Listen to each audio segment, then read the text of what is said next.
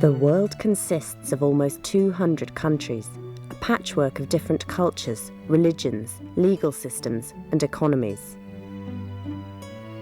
Despite all these differences, policymakers in most countries have a common objective: to improve the living standard of their citizens.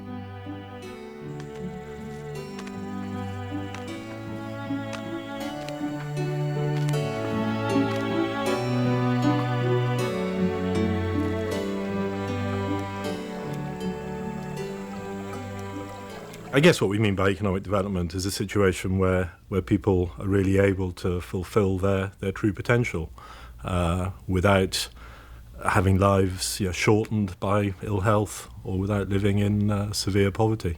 Economic development can also be defined as the standard of living. How rich are people, not just in monetary terms, but in all aspects of their lives. In this film, we will look at the dynamics of economic development, what makes it happen, and why do so many countries lag so far behind.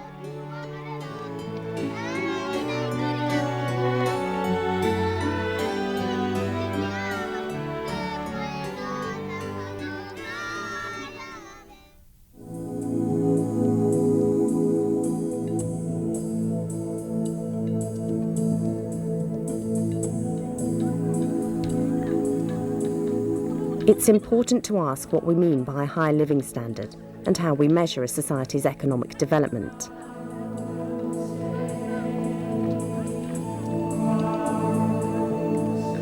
Most people agree that a high living standard includes long life expectancy, low child mortality, no poverty, access to clean drinking water, basic healthcare, and education. It's useful to have a single indicator to help assess the degree of development in a country. Gross domestic product, GDP, is such a measure.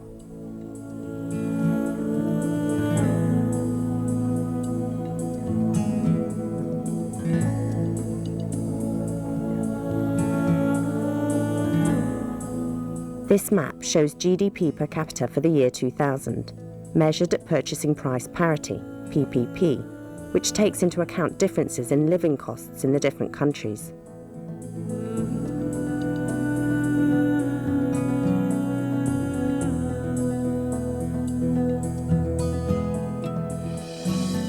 For this reason, few countries are shown with a per capita income of less than $1 a day.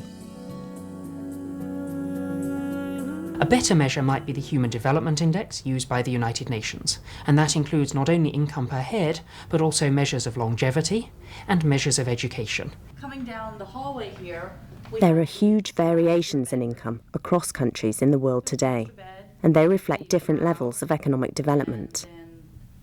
The reclining, relaxing area of the bedroom. This is a 41-inch television.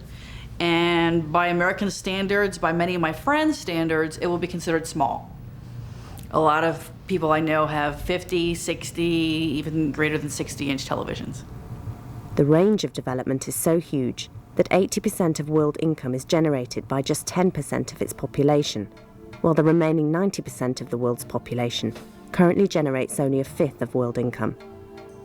So the standard of living in America, with a per capita income of around $40,000, is worlds apart from, say, Ethiopia, with a per capita income of $800. You can see that he is wasted, and on top of that, I can feel that his bones are not that strong right inside him, which shows that he has deficiency of vitamins or few very important minerals. Indeed, some estimates suggest that almost half the world's population lives on less than $1 a day. What could possibly explain these differences, and how can these inequalities be reduced?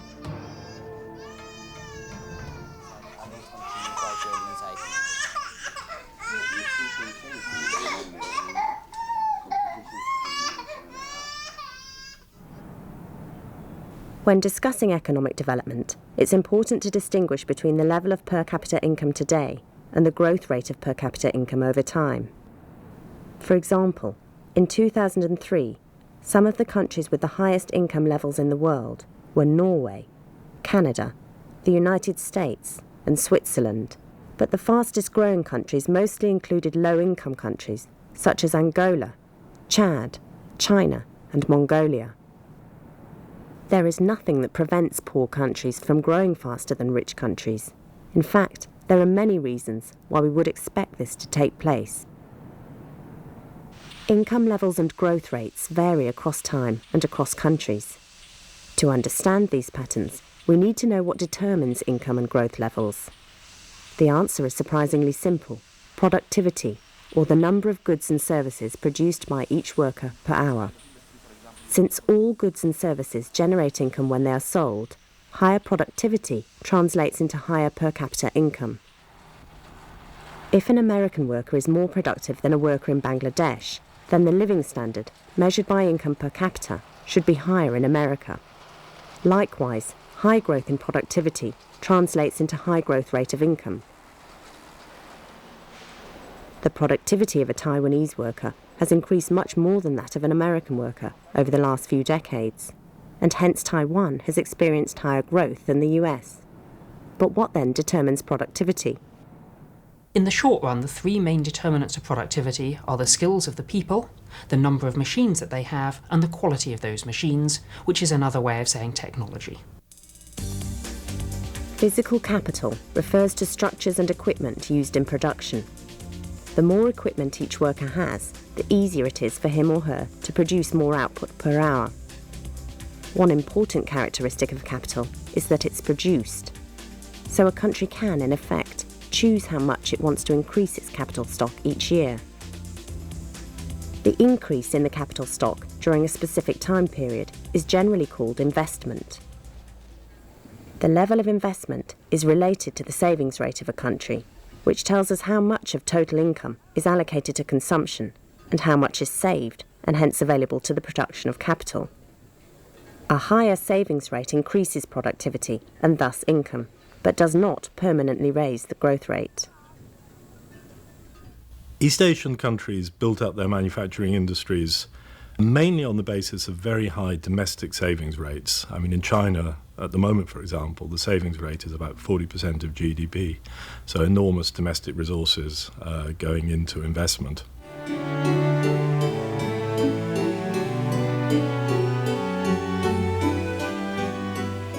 It is still to some extent the consensus amongst policymakers that a country can achieve faster economic growth and increase its living standard more rapidly by increasing investment. But capital is likely to exhibit diminishing returns, meaning the first machine provided to a worker makes him or her much more productive, but with each additional machine provided, the worker's additional output declines. If the return to capital diminishes, the growth of income will at first increase but then subside as the increases in productivity level off. Due to diminishing returns to capital, an increase in the capital stock leads to greater improvement in productivity when the initial capital stock is low than when it is high. This suggests that poor countries should grow faster than rich countries and would explain why countries such as South Korea have grown faster than the United States, although the percentage of income going to investment has been approximately the same over the past 40 years.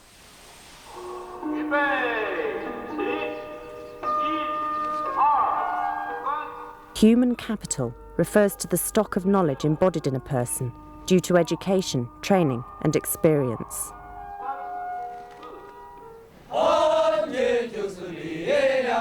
Highly skilled workers produce more per hour than low-skilled ones.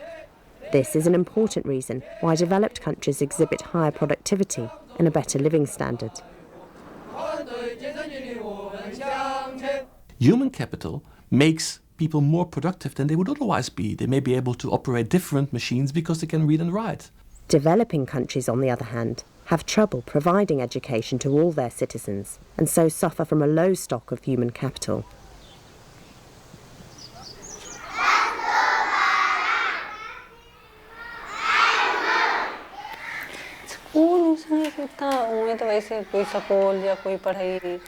There were no schools in this area, especially for girls. Other women were trying to stop me, saying, "We don't want it in our town."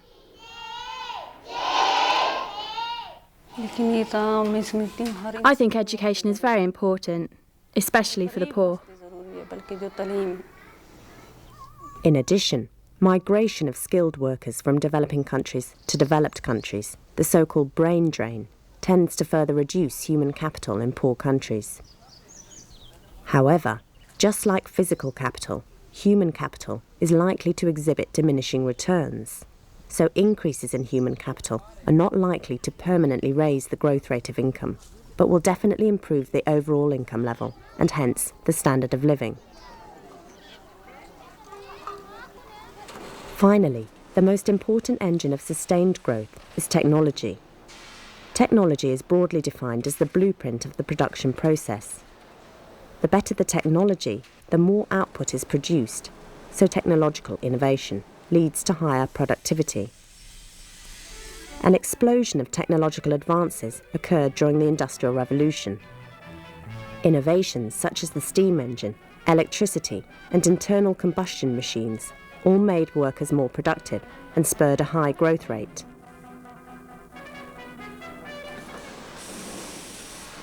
Unlike physical and human capital, technology does not exhibit diminishing returns. Economists today agree that the most important determinant of economic growth and development is technological innovation. But the diffusion of technology from rich to poor countries is slow. This lack of technology sharing could potentially explain some of the persistent growth differentials across countries. The main way in which poor countries can succeed in manufacturing is to start with the right sectors. There's no point whatsoever in aiming for high-tech goods. You need to start with the things that you can do best, which is almost always textiles. So we can see that China started off with textiles, it's now moved on to basic engineering such as microwaves.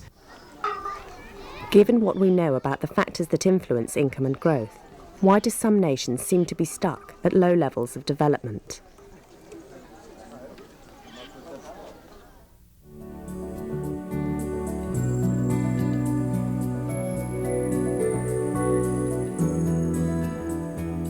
No one argument can yet explain underdevelopment, but it's helpful to examine some differences between rich and poor countries. Some countries' geography helps their development. For many countries, their physical environment provides natural resources, such as oil and minerals, or fertile land for agriculture. Other countries experience harsh seasons, repeated natural disasters, or barren landscapes, from which they must generate food and shelter, let alone income.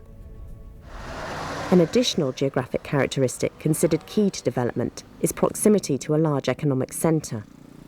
Many of the fastest-growing Asian countries rely on Japan for foreign direct investment, as well as a key market, whilst landlocked or isolated countries tend to experience less development. Developing countries may not be able to serve a big market, and therefore they may have to focus on small-scale production. In this case, they may not be as efficient as industrialized countries, and this may hamper their development. Africa suffers a unique disadvantage that more places in Africa are a long way from the coast, and, unsurprisingly, Africa is less developed than anywhere else in the world. Geography also affects development because it influences the social and political framework within which governments try to develop. Some countries receive foreign development assistance because of their political or strategic importance to the major powers, while others cannot focus their resources on economic development because their physical location leaves them exposed to their neighbours' war or refugees. The past influences the present, and it's clear that many of the less developed countries of the world were once colonies. So some scholars have argued that the history of colonialism scarred countries or even entire regions in ways that continue to prevent healthy economic development. They point to the negative consequences of colonial practices, such as the extraction of precious resources, including labour as slaves, the reorganisation of agricultural production, the forced creation of new countries, and the imposition of political structures incongruous with the local culture. In some cases, this institutional underdevelopment can be traced back to a colonial experience.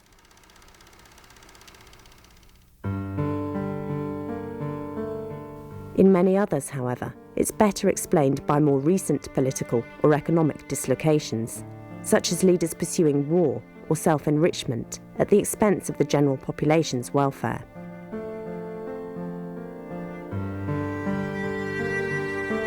Angola is a key example of a nation still trying to overcome its colonial past. It was in the grip of both an anti-colonial war and a civil war when its colonial master, Portugal, hastily granted it independence in 1975. Rather than supervising elections, Portugal abandoned the country without formally handing over control to any succeeding government. Unprepared for nationhood and beset by violent factions and extreme poverty, Angola became a battleground for international Cold War rivalries. The country rarely experienced peace until the death of UNITA rebel leader Jonas Savimbi in 2002. But as in many former colonies, it's open to debate what's to blame for Angolan poverty today. Is it history or bad government since independence, which has squandered its vast mineral wealth? O tempo do colonialismo nós vivíamos melhor. Life was better before, in colonial times. We didn't have much money, but everyone had their own little business. Whoever had work could rely on the fact that the whites would pay them for it. Everyone who worked got something for it, even if it wasn't much. Some scholars conclude that the capitalist system today creates a neo-colonial system of northern core and southern periphery countries. They hold that because economic benefits accrue to the most productive, the states predominantly in the northern hemisphere tend to get richer, while those primarily in the southern hemisphere do not. Others, of course, would argue that foreign capital investment is itself part of a new colonial legacy, the imperialism of British investment in the 19th century, the imperialism of corporate US investment in the 20th century, which crowds out opportunities for local investors. While this broad argument makes some sense, there are far too many exceptions. Many high-growth countries were once colonies, including Korea, Taiwan, and India, as were many high-income countries.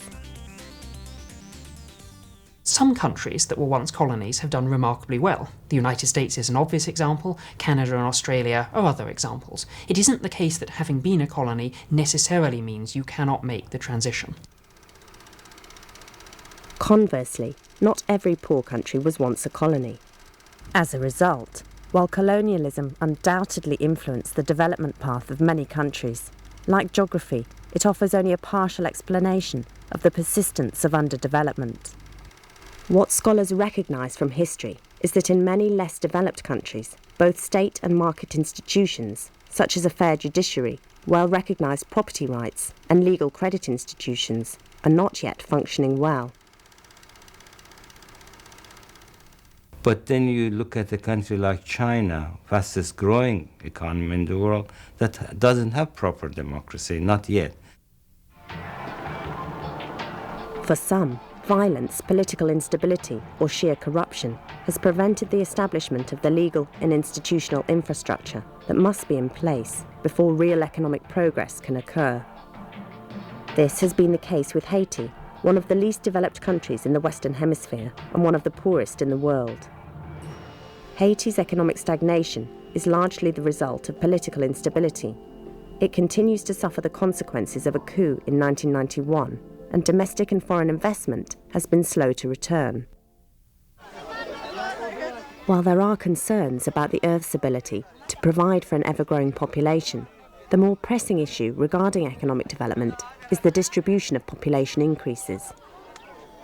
Poor countries tend to have much higher population growth rates than rich countries. So one of the solutions to high population growth rates is increased development in poorer countries. Today, in much of the advanced industrial world, populations are growing only through immigration. Their birth rates are at or below replacement rates. As a result, approximately 90% of population growth is taking place in poorer developing countries. In the north, they have zero population growth. because their living standards have been raised, women have been educated, and women know when to choose and are given more options in terms of education and health and other services. While the African continent has the highest growth rate, Asia has seen the greatest absolute increase in recent decades. How does this impact development? First, it means that an increasing proportion of the world's children are being born into environments in which their families and their governments have fewer resources with which to provide for their needs. In economic terms, a large proportion of young individuals, coupled with the low quality of the education system, is detrimental to the stock of human capital, and child labour is likely to become commonplace. The negative Malthusian view would see rapid population growth as pressing upon resources, leading to environmental degradation, generating political instability, and in the main being an inhibitor to growth.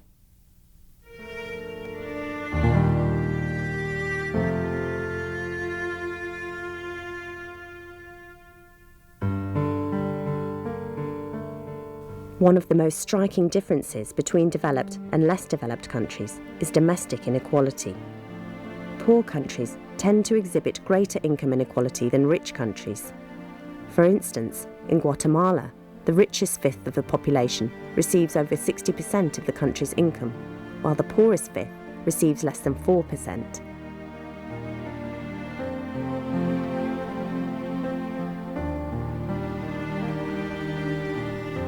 Evelyn grew up by Guatemala's main rubbish dump.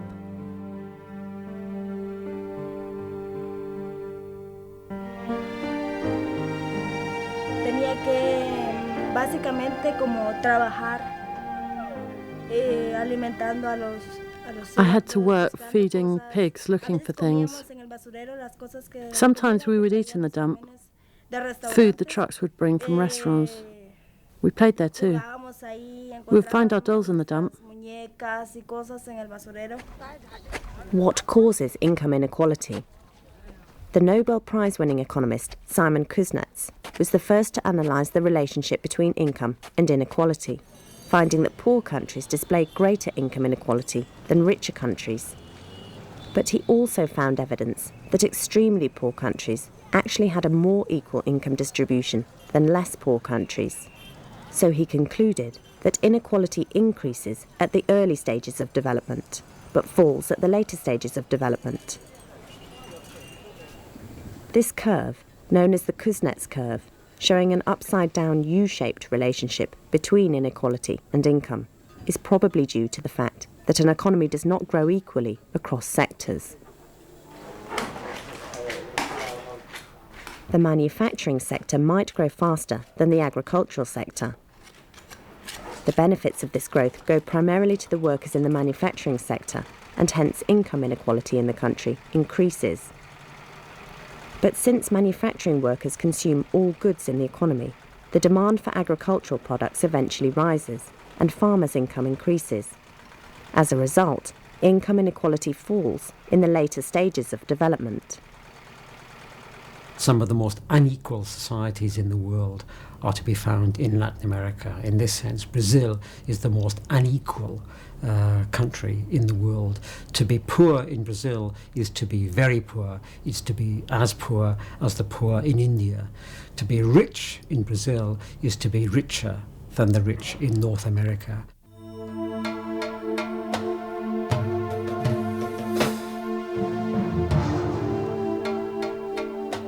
Brazil's favelas, or slums, are rife with drug and gang-related violence, whilst the wealthy are in retreat, cocooned in fortress-like suburbs. New York has 10 helipads. Sao Paulo has 240. Skyscrapers provide aerial parking, so the wealthy can hop between buildings and avoid the favelas altogether. The government should secure people's lives, but because it doesn't, we have to have private security. Inequality can also influence future economic development if it reduces the average savings rate and if it leads to demands for more equitable distribution. If a country displays a great deal of wealth and income inequality, policymakers may be pressured to redistribute wealth and income through taxation or other measures, or through a one-off redistribution of wealth, such as land reform. The problem with taxation is that it distorts the incentives to save and thus has a detrimental effect on growth. The problem with land reform is that it requires great political determination.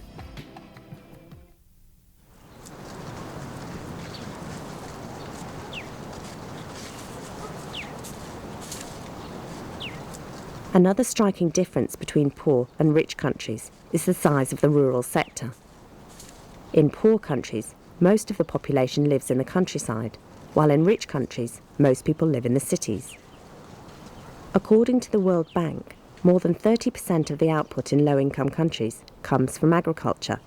That figure is just 1 to 7% in rich countries, while 72% of the labour force in poor countries lives in a rural setting, just 20% in rich countries. The physical and human capital stock, machinery, fertilisers and crop management in the agriculture sector in developing countries is typically very low and results in low productivity. And because of large variability in conditions and in world prices of staple food, agriculture is inherently risky. Since farmers in poor countries do not have other income sources and are living close to the subsistence level, income shocks can be devastating. Dependent on a few vulnerable crops and reliant on imported oil, Ethiopia lacks sufficient foreign exchange earnings. Agriculture makes up more than 80% of its exports and employs 85% of the population. The country has to diversify its economy if it's ever to escape reliance on foreign aid. We have to have a development strategy that's forward-looking. It should not be based on what we have now. Just because the majority of the population is in agriculture, it doesn't mean that the majority of the population has to continue to be in agriculture. Now, what would happen if we drive, say, 4 million farmers out of the land? Would they get employment in the urban areas? Could we create 4 million jobs in, say, 3 to 5 years? That's simply out of the question. As a country makes the transition from agriculture to an industrialised economy, the so-called dual economy phenomenon may arise. Since industrialisation typically occurs in the urban areas, two economies emerge within the country.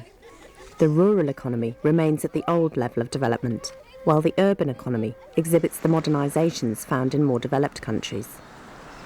Higher wages and better labour conditions encourage workers to move into urban areas, away from the impoverished conditions in the rural sector. This migration has to occur as a country industrialises.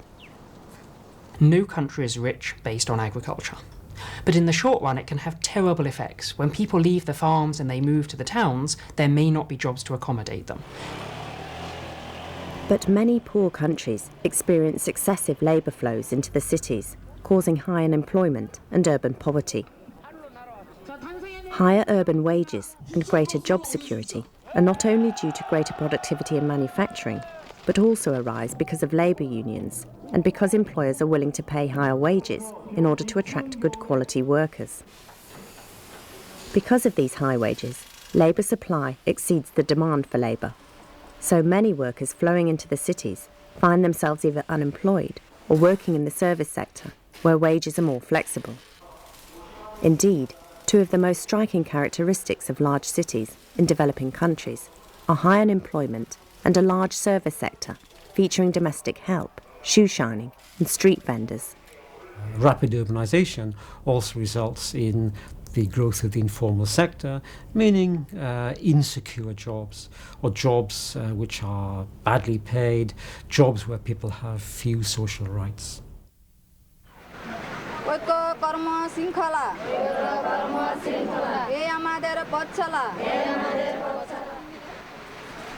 A final obvious difference between rich and poor countries is that less developed countries usually lack a well-functioning financial system and domestic credit market. The purpose of the financial system is to channel funds from savers to borrowers with productive investment opportunities.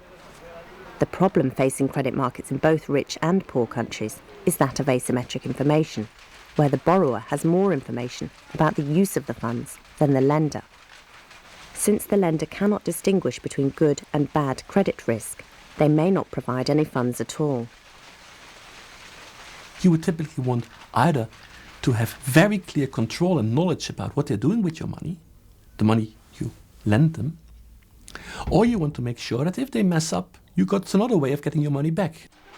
Solutions include establishing property rights and implementing a legal system forcing borrowers to repay debts. But the legal systems of poor countries tend not to protect property rights or reinforce repayments of debts very well. So formal credit markets in less developed countries are often almost non-existent. Recently, there have been some successful attempts by non-profit organisations to provide credit to the very poor in developing countries, so-called microcredit institutions. Obviously, very poor borrowers can't provide collateral, so the bank lends very small amounts to groups of borrowers on the condition that if anyone in the group defaults on the debt, none of the group can seek loans again. The most famous example of such a bank is the Grameen Bank in Bangladesh, which lends money mostly to women and claims a 98% repayment rate. By 2004, it had 3.7 million borrowers.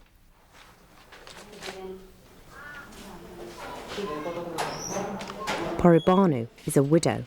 Her land and cows have all been sold in order to clothe and feed her 3 children. Today, she writes her name in pen for the very first time, signing for a $100 loan, which she wants to use to start a business, buying and selling fabric. Now, Grameen Bank is described as a bank of the poor, and it hurts me to keep on hearing this for the last 20 years, because my dream is to keep hearing a new kind of description that Grameen is a bank of the former poor. Up to now, I haven't approached the Grameen Bank for money, but now I want to try to improve myself because I've seen my neighbors build houses and buy land, so I'm trying to do the same.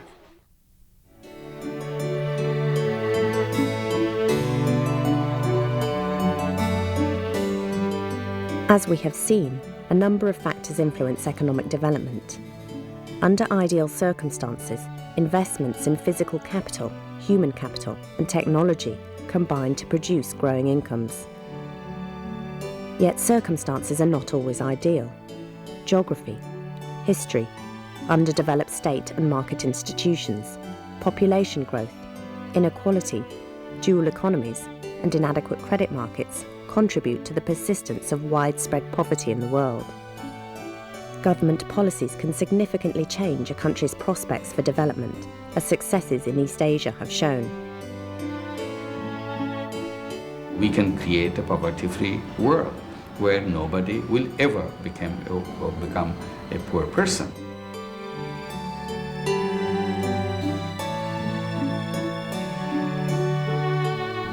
But there is still much that we do not know about the forces that make countries fail or succeed. Although we are much more knowledgeable than 50 years ago, there is much work left to do.